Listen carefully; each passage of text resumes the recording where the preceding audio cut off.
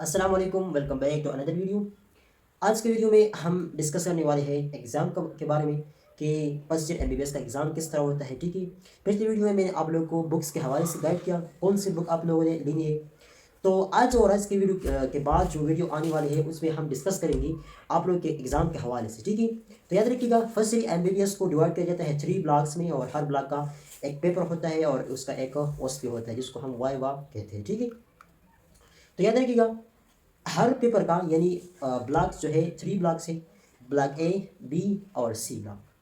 फिर हर ब्लॉक का एक पेपर होता है जिसको हम पेपर ए, पेपर बी और पेपर सी, और हर के साथ उसका ओएसपी भी होता है। ठीक है, पेपर के जो एमसीक्यूज है वो 120 एमसीक्यूज है। ठीक है, और उसका ड्यूरेशन भी 120 मिनट्स होते हैं। ठीक है, जबकि ओएसपी का जो नंबर्स है वो हमारे पास 90 उसके नंबर्स होते हैं। ठीक है, और उसके लिए 90 मिनट्स दरकार होती है। ठीक है, पेपर की पासिंग मार्क्स हमारे पास जो है वो 50% है, यानी आप लोगों ने कम से कम 60 मार्क्स लेने हैं आउट ऑफ 120।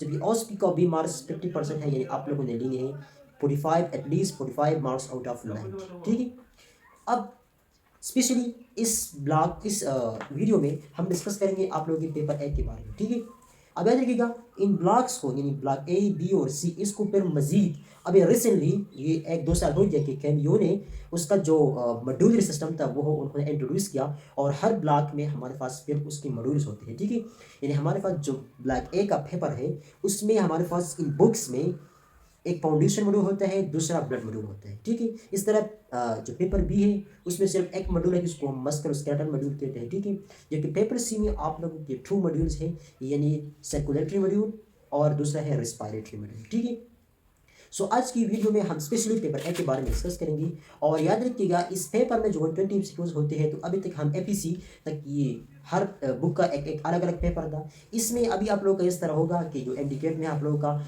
जो 200 मार्क्स होते हैं या 180 मार्क्स होते हैं, उसी तरह आप लोग की सारी बुक्स एमसीक्यूज को इकट्ठा करेंगे। ठीक है, यानी 120 एमसीक्यूज है तो 120 एमसीक्यूज में से हर बुक्स में से special special number of MCQs आएंगे। ठीक है, अब हम डिस्कस करेंगे कि पेपर ए में आप लोगों की किस बुक से कितनी एमसीक्यू जाती है। ठीक है, और आप लोगों ने किस बुक को ज़्यादा तवज्जो देना है, कुछ कुछ को माइनर देना है। ठीक है, फिर उसी बुक की कौन सी चैप्टर आप लोगों ने ज़्यादा पढ़नी है और कुछ को आप लोग स्किप भी कर सकते हैं। ठीक है, तो सबसे पहले हमारे पास जो बुक है पेपर ए में, आज का वीडियो पेपर ए के बारे में है, उसमें हमारे पास 2 मॉड्यूल्स हैं, फाउंडेशन मॉड्यूल और ब्लड मॉड्यूल। अब इधर में फाउंडेशन मॉड्यूल शो करूँगा, इधर में ब्लड मॉड्यूल शो करूँगा। ठीक है, सो फाउंडेशन मॉड्यूल में जो यानी 120 एमसीक्यूज में आप लोगों की जो 32 एमसीक्यूज हैं वो फिजियोलॉजी से आते हैं। ठीक है, ये मेरे पास फिजियोलॉजी बुक है, इसमें 120 में से 32 एमसीक्यूज इस बुक के आते हैं। ठीक है, अब चूंकि ये फाउंडेशन मॉड्यूल और ब्लड मॉड्यूल पर मुश्तमिल है, सो फाउंडेशन मॉड्यूल से हमारे पास फिजियोलॉजी से 10 एमसीक्यूज आते हैं। ठीक है,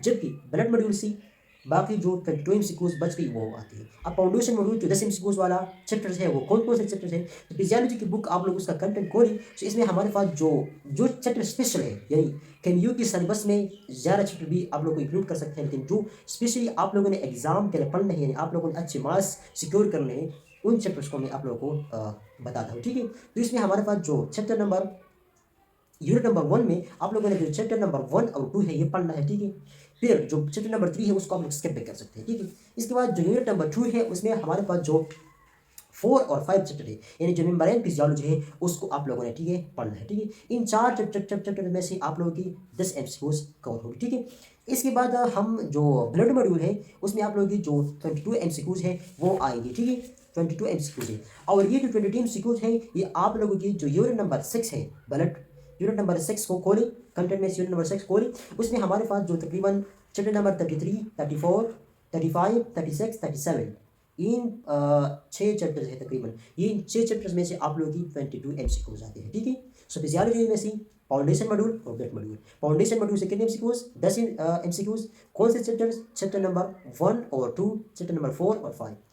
ब्लड मॉड्यूल से जो 22 एमसीक्यूज है वो आते हैं, उनमें से चैप्टर नंबर 33 से लेकर चैप्टर नंबर 37 तक ये आप लोगों ने पढ़ना है। ठीक है, ये हो गया फिजियोलॉजी के बारे में, physiology as the major subject and the paper A. इसके बाद दूसरा बुक है जो मेजर है वो बायोकेम है, बायोकेमिस्ट्री, और मैंने आप लोगों को बताया था कि आप लोगों ने पंकाज अगर लिया तो ये बेस्ट बुक है सत्य के मुकाबले में। ठीक है, अब बायोकेमिस्ट्री में से आप लोग की आते हैं 26 एमसीक्यूज, टोटल 26 एमसीक्यूज। इसको भी डिवाइड किया जाता है फाउंडेशन मॉड्यूल और ब्लड मॉड्यूल। फाउंडेशन मॉड्यूल से कितने एमसीक्यूज आते हैं, सो इसमें आप लोगों की जो फाउंडेशन मॉड्यूल है उससे आप लोगों की आते हैं नंबर ऑफ एमसीक्यूज 14 एमसीक्यूज आते हैं। जो बाकी हमारे पास कितने बचते हैं 12 एमसीक्यूज है वो ब्लड मॉड्यूल से आएगी। अब फाउंडेशन मॉड्यूल में आप लोगों के chapter number 1 biomolecule, chapter number 2 carbohydrate and chapter number 5 nucleic acid, और चैप्टर नंबर 2 कार्बोहाइड्रेट का हो गया, एंड चैप्टर नंबर 21 जो पीएच और बफर है, और चैप्टर नंबर 40 ये आप लोगों ने पढ़ना है। फाउंडेशन मॉड्यूल में कौन कौन से चैप्टर्स, जो बायोमॉलिक्यूल का चैप्टर है, जो कार्बोहाइड्रेट का चैप्टर है, जो न्यूक्लिक एसिड का चैप्टर है, और जो पीएच का चैप्टर है, ये 4 चैप्टर्स आप लोगों का फाउंडेशन मॉड्यूल में पढ़ने हैं। कितने एमसीक्यूज का इसके आते हैं 14 एमसीक्यूज। जो ब्लड मॉड्यूल है इसकी में तकरीबन 12 एमसीक्यूज है। इसमें कौन सा चैप्टर इंपॉर्टेंट है, प्लाज्मा प्रोटीन वाला चैप्टर, हेमोग्लोबिन वाला चैप्टर, और जो विटामिन्स में सिर्फ water soluble vitamins, these are the important chapters of the blood module. कितनी एमसीक्यूज 12 एमसीक्यूज। इसके बाद तीसरा सब्जेक्ट है हमारे पास एम्ब्रियोलॉजी। तो एम्ब्रियोलॉजी के बारे में मैंने बताया था आप लोगों ने लेंगमान एम्ब्रियोलॉजी लेनी है, ठीक है। अब एम्ब्रियोलॉजी में सिर्फ और सिर्फ आप लोगों की फाउंडेशन मॉड्यूल से एमसीक्यू जाती है, इसमें ब्लड मॉड्यूल नहीं होता। इसमें याद रखिएगा कितने एमसीक्यू जाते हैं 15 एमसीक्यू जाते हैं। कौन से चैप्टर इंपॉर्टेंट है, सो गैमेटोजेनेसिस वाला chapter, first week of development, second week of development, third week of development and fourth 8th week of development, और 8C टिल बर्थ, और जो प्लस फ्यूचर मेम्ब्रेन वाला चैप्टर है उसमें आप लोग प्लेसेंटा का टॉपिक जो है वो इंपॉर्टेंट है, उसमें आप लोग प्लेसेंटा टॉपिक अगर पढ़ ले तो ये पूरा है, ठीक है। 15 एमसीक्यूज एम्ब्रियोलॉजी होगी। इसके बाद हमारे पास नेक्स्ट बुक है मेडिकल हिस्टोलॉजी, लैकोसिन हिस्टोलॉजी। इसमें से आप लोगों के कितने एमसीक्यूज आते हैं, इसमें आप लोगों की तकरीबन 14 एमसीक्यूज आते हैं, ठीक है।